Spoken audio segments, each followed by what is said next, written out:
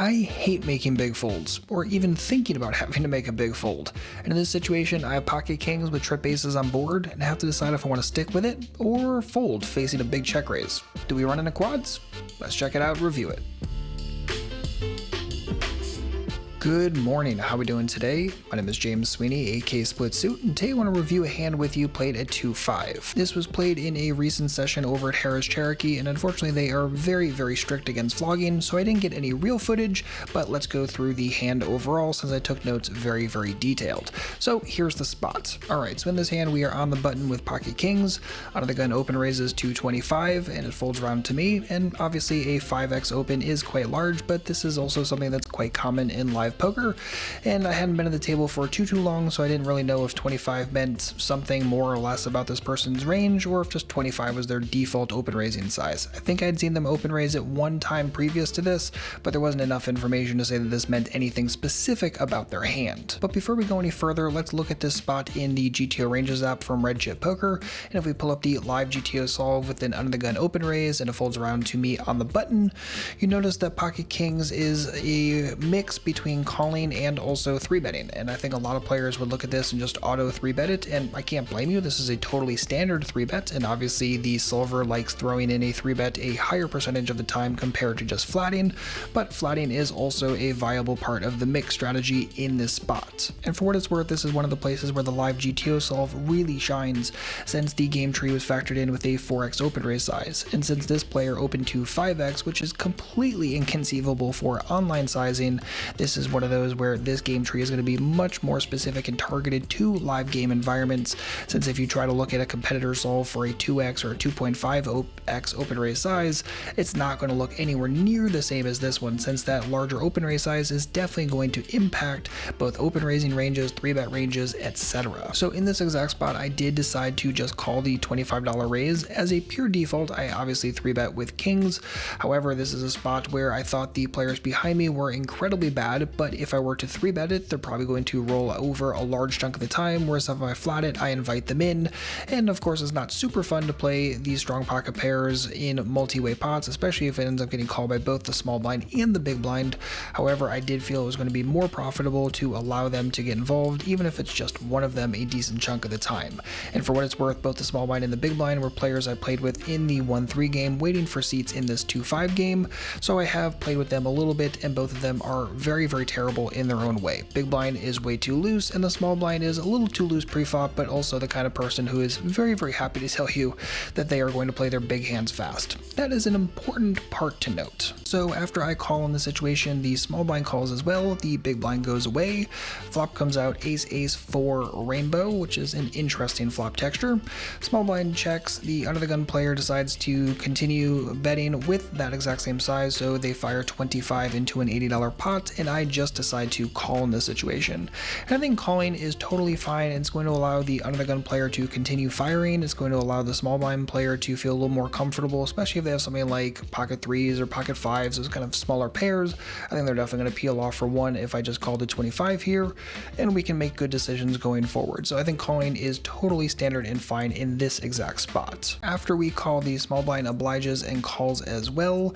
Turn is a very interesting ace of diamonds. The small blind checks, under the gun continues firing again for that $25 size, and here we are. And first and foremost, I would question, what would you do in this situation? Would you just call it, or would you raise it? I think both lines are quite valid, and I say that for two main reasons in this situation. First and foremost, the $25 size, again from under the gun, I actually think hints that they have the ace less and less. I think if they actually had an ace, they'd be trying to build this pot. While I don't think they're going to pot it for like 155 in this spot, I think them firing for something like 50 or 75, maybe 100 makes a tremendous amount of sense. I think the repeat $25 bet, since this is the third street in a row where they're using it, probably hints that this is not an ace a decent chunk of the time, and it's something that they're trying to feel out. Maybe it's something like a pocket 9s, pocket 8s kind of hand, but either way, I think this hints more towards something that is not an ace. Not saying it's impossible they have an ace given this line and size, but I don't think we're looking at the ace from them a decent chunk of the time. Whereas the small blind in this situation could have an ace, totally reasonable, and essentially we're looking at a spot where I have the functional second nuts. Sure, we can list every single possible ace-x combo that either player could have, but realistically I'm looking at these second nuts in a situation like this. So if I were to raise myself, It's good against some players, but I think in this spot, if the small blind has something like a pocket fives or pocket sixes, I think they're more likely to just melt at this point rather than continue. So I'm kind of putting myself in a spot where they don't continue a second best hardly ever, and I'm pretty much only making sure that I maximally punish myself the times they do have that rare ace. So it's one of those spots where the call here should induce maximum comfortability from both players and induce a decent amount of stakes both now and later, and I think that's just going to be better than raising here unless I had some other information, which unfortunately I just don't have in this spot. So I decide to make the call. The small blind continues as well, go off to the river, which is a 9 of spades. Small blind checks, under the gun checks, and I decide to fire this for $100. So the river bet in this situation is 100% mandatory as far as I'm concerned.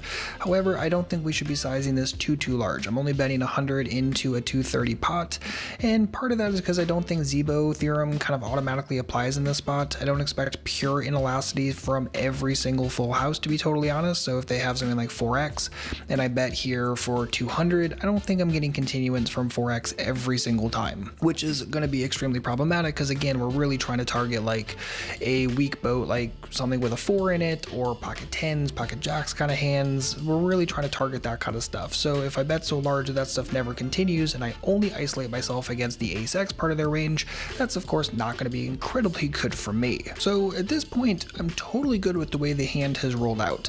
But this is where the hand actually gets very interesting in my opinion, because the small blind decides to check raise us up to 400, under the gun goes away, and here we are getting roughly 2.5 to 1. So here's the thing about this check raise. First and foremost, it came in pretty quick. That's not particularly good for me. Number 2 is that it felt very comfortable. Again, not super great for me. Number 3 is that little bit of info I gave you earlier, that this is the kind of person who is constantly talking and mentioning that kind of the big bets equal big hands for them. They like to play their big stuff fast, and as such, this is not looking particularly good for me to snap this off, because I think all of these factors put together probably hint that they're looking at the ace more often than not. Now, hopefully they're not sitting here with exactly ace x and putting me in the exact worst situation holding the second nuts. But while I was thinking, mind you, 10-15 seconds later, I asked the small blind if I folded, would they show? And they quite confidently said no.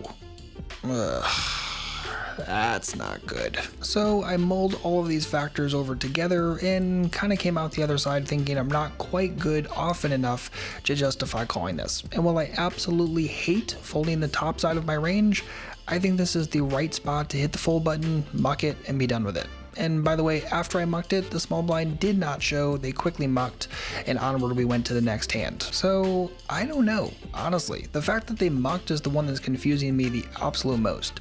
Because if they had the ace, wouldn't they show it? Most people in live games tend to show quads. If they had air, wouldn't they show it? It just seems good for the game. If they had something like jacks, 10s, queens, maybe they don't, and this isn't the kind of person who would necessarily squeeze that preflop anyway.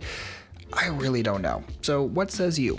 Right? Do you think they have the ace in this situation? If so, give the video a thumbs up, let me know, leave a comment down below as well. If you think I made a horrific fold, alright, still give the video a thumbs up, but leave a comment, let me know what you think they have a decent chunk of the time, and if you think we're good often enough with kings here to justify making this call given all the information you have so far. And if you're not quite sure yourself, but you want to work through some spots like this to get some extra practice on the technical parts of hands like this, definitely make sure to check out my post-flop workbook, check out the value hand sections at the end of the workbook and go through those exercises. It will definitely help you on a street-by-street basis with hands similar to this and also stuff a little bit stronger, plus there's also a full bluff hands chapter as well, with again a ton of different exercises for both cash game and tournament players.